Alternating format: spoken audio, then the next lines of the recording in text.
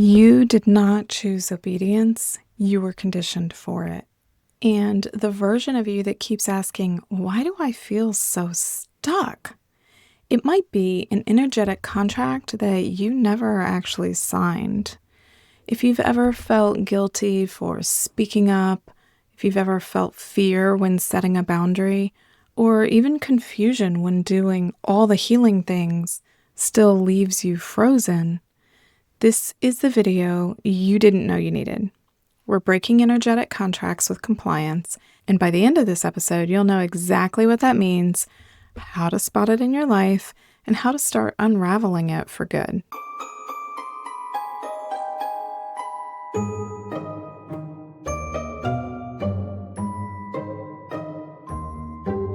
Hi friend, if you're new here, I'm Melanie. Most people call me your witchy mother. I work with women who are unraveling from high control religion, spiritual obedience culture, and good girl programming. And I help them come back to their own knowing. If you've ever said, I know better now, but I still feel like I need permission, this right here is your corner of the internet. Today, we're not just talking about old beliefs. We're talking about energy. Because even when your brain knows better, your body might still be obeying. So what is an energetic contract? You didn't sign paperwork. You didn't raise your hand and say, yes, please, I'd like to live a life of submission and self-denial, please. Thank you. But you were shaped by systems that embedded that agreement into your nervous system. Church, family, school, all the little nods of approval when you stayed small, all the shame that you felt when you got loud, angry, curious, or powerful. You learned to obey not because you wanted to, but because the consequences of not obeying felt unbearable. That's the contract.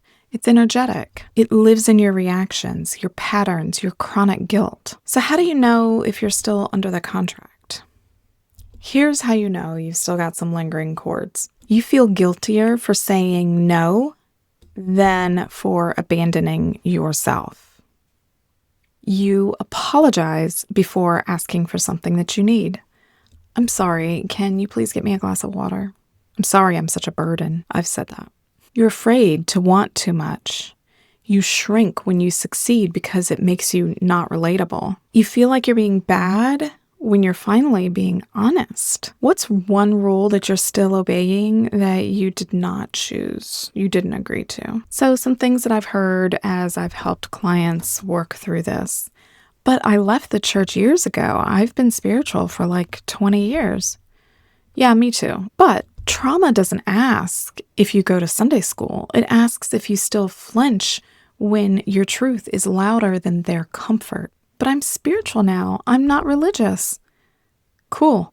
So were the women in the cults. Obedience can wear a mala and quote Rumi. That doesn't mean it's free. So what do we do about it? The first step is to name the contract. Here's what it might sound like. I, Melanie, unconsciously agreed to the belief that speaking my truth would get me punished. And then say it out loud. Write it down. And get clear on the energetic agreement that you never truly consented to. Then you revoke it. I revoke this contract. I collapse its influence. I call my power back. This is exactly what we walk through inside the Spiritual Freedom and Sovereignty Toolkit. And this week, I'm making it pay what you can because I want you to have it. Grab it down below. It's a full ritual kit to break those energetic obedience loops and call your magic, your voice, and your power back online. If this video made your chest tight or your stomach flip, that's not fear. That's your body remembering the truth before the programming. You don't have to perform obedience anymore. You get to choose alignment. The toolkit will guide you. The rituals will anchor you. The remembrance is already yours. Pay what you can and get the kit. Now I want to hear from you. What contract are you ready to break? Drop it in the comments and let that be your first act of rebellion. Who cares if mom sees it? And don't miss Thursday's deep dive post on your witchy mother over on Substack, where I walk you through the exact way that I collapsed my own contract with spiritual submission and what happened next.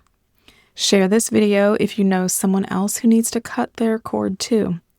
And remember, submission is not your soul's language. Sovereignty is.